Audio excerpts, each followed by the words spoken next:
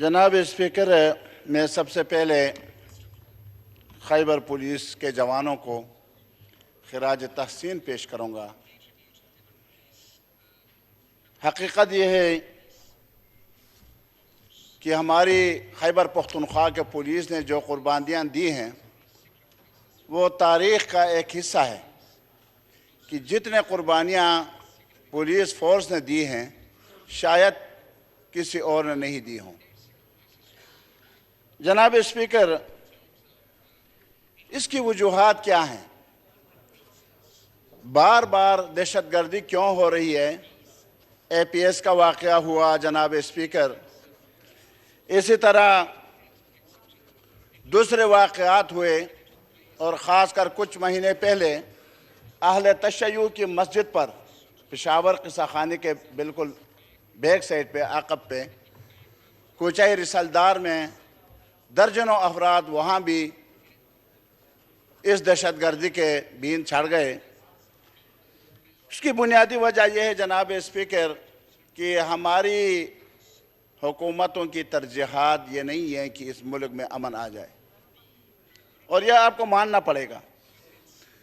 अगर हमारी तरजीहात में यह होती कि इस मुल्क में अमन आना चाहिए और अमन के बगैर न हमारी माईशत मुस्तहकम होगी, न यह मुल्क सियासी तौर पर इस्तेहकाम पाएगा और न हम आगे जा सकते हैं, तो अभी तक उसके लिए कोई पॉलिसी बनाई जाती।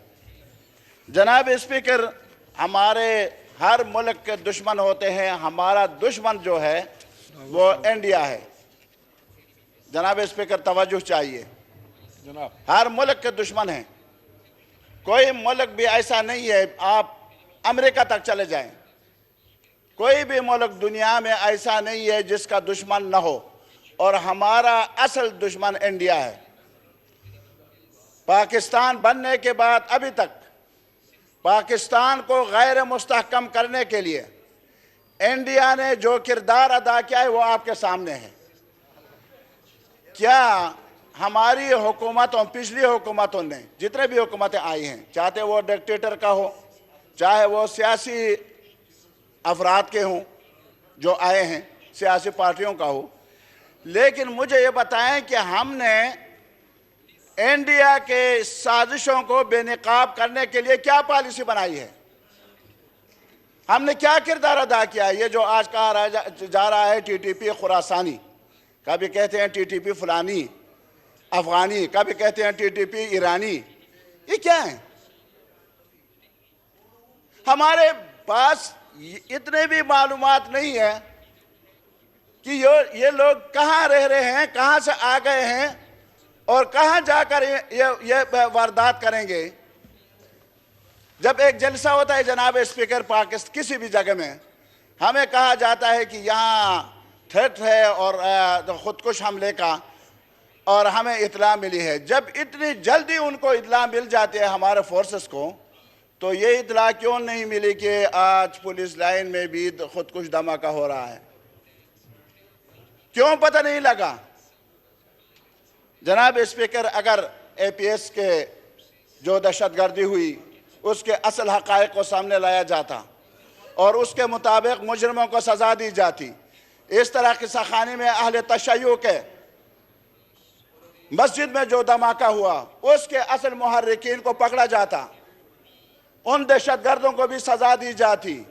इस तरह दूसरे जो बनू में आजकल हुआ, तो मैं कह रहा हूं कि कोई भी दहशतगर्द जुर्अत नहीं कर सकता था कि वो कल जो है हमारे पुलिस के उसमें लाइन में इस तरह के दहशतगर्दी करे। जनाब स्पीकर, मैं शुहदा को खिराज तहसीन पर पेश करने के साथ साथ आज सिराजुल हक साहब ने अस्पताल में जाकर ज़ख्मियों की इयादत की है, और उनका कहना यह है कि अल्हम्दुलिल्लाह रेडिंग के अस्पताल के डॉक्टरों ने, अमले ने जो खदमत उनकी की है वो भी खिराज तहसीन के मुस्तहिक है।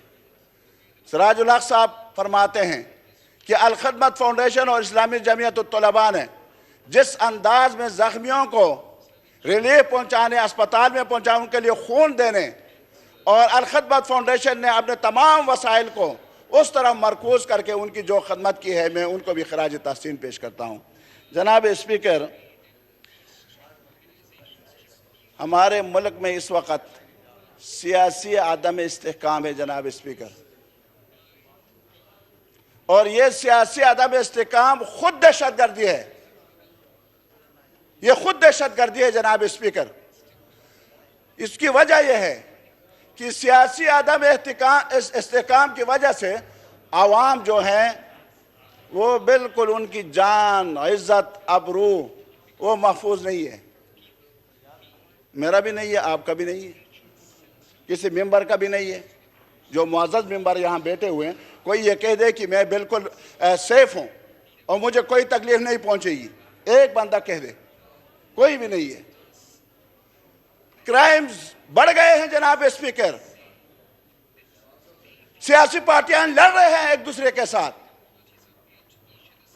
ये कल परसों की बात है, शाम आजान होते ही मेरे ही बेटे से मोबाइल छीन लिए और जब उन्होंने मुजाहमत की तो उनको पिस्तौल दिखाया।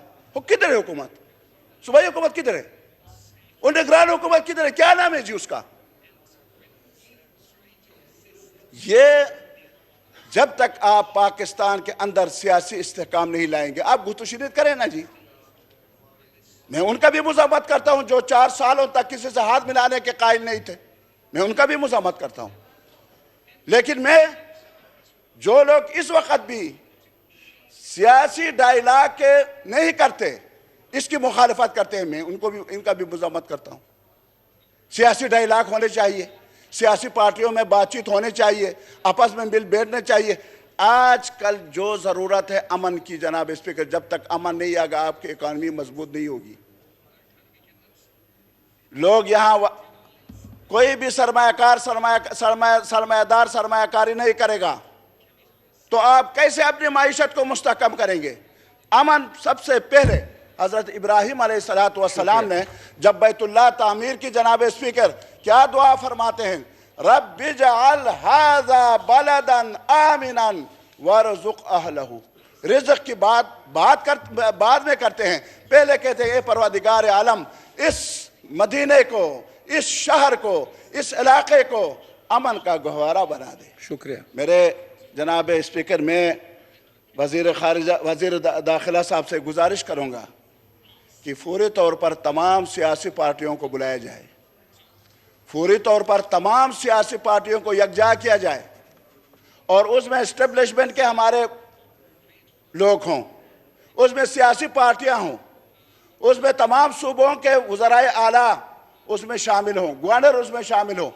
एक स्ट्रेटेजी हम कम अज़ कम बनाएं कि इसका किस तरह मुकाबला करेंगे, कैसे हम इस दहशतगर्दी को इस मुल्क से निकाल के बाहर फेंकेंगे, कैसे हम इंडिया के साजिशों को नाकाम बना सकते हैं।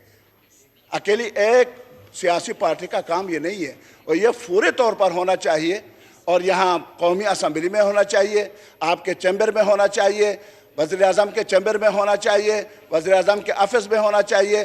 बहरहाल सियासी डायलॉग इंतहाई ज़रूरी है, इसके लिए पॉलिसी बनाने की ज़रूरत है। तमाम सियासी पार्टियों के अकाबिरीन को उनके सुदूर को बुलाया जाए और उनसे तजवीज़ें ली जाए और मुशावरत करके एक पॉलिसी तरतीब दी जाए। शुक्रिया जनाब।